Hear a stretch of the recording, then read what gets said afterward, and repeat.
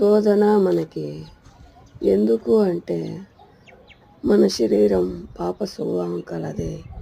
పవిత్రాత్మ పరిశుద్ధతనే కోరుతుంది. కాబట్టి మనం పరిశుద్ధ ఆత్మకి అనుసారంగా ఉండాలంటే శరీర విషయాలన్నీ శత్రువు పాపం కాబట్టి మనకు శోధన జరుగుతుంది.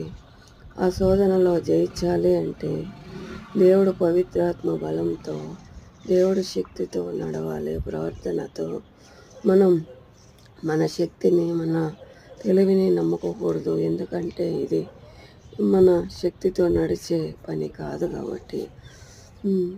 మళ్ళీ ప్రకటనలో దేవుడు శోధనకు సంబంధించింది.